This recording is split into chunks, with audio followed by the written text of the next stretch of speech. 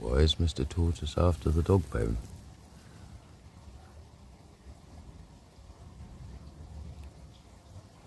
He really is.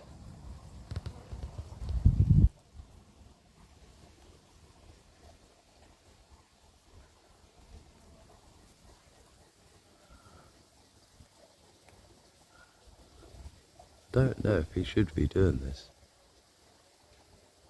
Can anyone please leave in the comments if they've got a tortoise and a dog, if their dog bone gets eaten by the tortoise?